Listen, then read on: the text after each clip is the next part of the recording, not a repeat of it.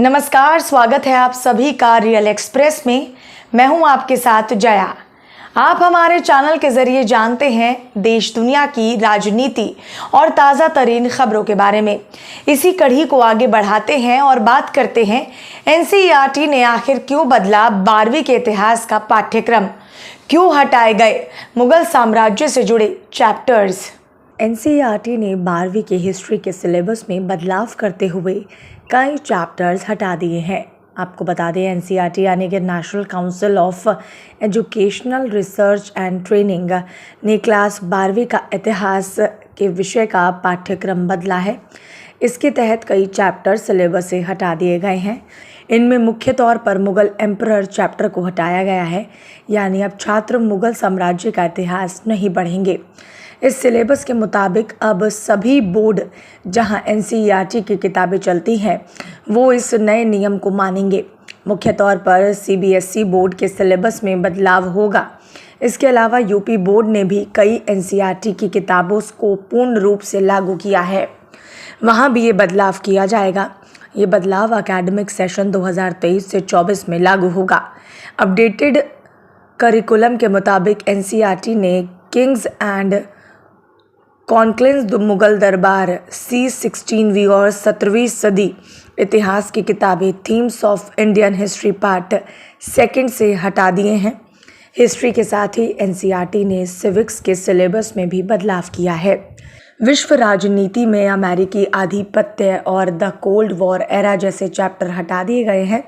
इसके अलावा कक्षा 12वीं की स्वतंत्रता के बाद भारतीय राजनीति पाठ्यक्रम पुस्तक से लोकप्रिय आंदोलनों का उदय और एक दलीय प्रभुत्व का युग अध्याय हटाया गया है। 12वीं के साथ ही एनसीईआरटी ने 10वीं और 11वीं से भी कुछ किताबें कम की हैं।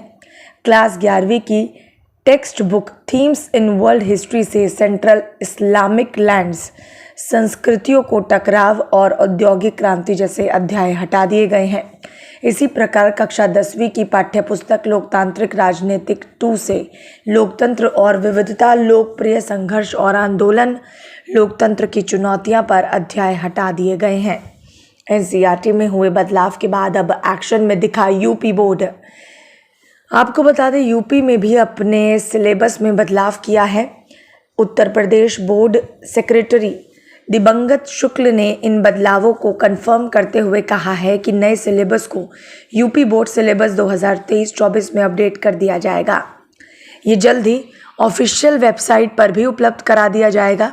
इसके साथ ही नए सिलेबस के साथ किताबें बाजार में उपलब्ध करा दी जाएंगी।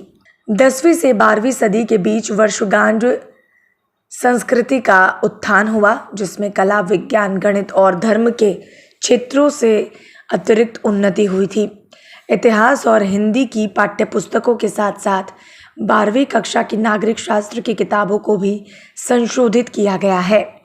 किताब से American hegemony in world politics और द कोल्ड वॉर एरा शीर्षक वाले 2 चैप्टर हटा दिए गए हैं।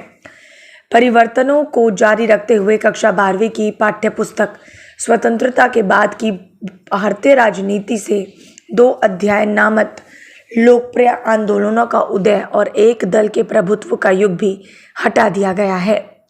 कक्षा 10वीं और 11वीं के पाठ्यपुस्तकों में भी बदलाव किए गए हैं। जैसे 10वीं कक्षा की किताबें डेमोक्रेटिक पॉलिटिक्स 2 से लोकतंत्र और विविधता, लोकतंत्र की चुनौतियां जैसे अध्याय हटा दिए गए हैं। वहीं 11वीं की पाठ्यपुस्तक थीम्स इन वर्ल्ड हिस्ट्री में सेंट्रल इस्लामिक लैंड्स, संस्कृति का टकराव, इन परिवर्तनों की पुष्टि करते हुए वरिष्ठ अधिकारियों ने कहा है कि नए पाठ्यक्रम और पुस्तकों साथ ही साथ इस वर्ष से लागू कर दिए जाएंगे। एनसीईआरटी के फैसले के बाद ये जानना जरूरी है कि जिस इतिहास को किताबों से हटाया गया है उसका इतिहास आखिरकार है कैसा। भारत का इतिहास मुगल शासन से पहले बहुत विस्तृत और उत्थानशील था। वैदिक युग, मौर्य साम्राज्य, गुप्त साम्राज्य, वंशगांच की संस्कृति, चोल और राजपूतों का शासन इत्यादि भारतीय इतिहास के उन अध्यायों में से कुछ है जो मुगल साम्राज्यों से पहले हुए थे। वैदिक युग ग्रीक युग से शुरू होते हुए मौर्य साम्राज्य का समय लगभग 3री और 2री ईस्वी पूर्व के बीच रहा।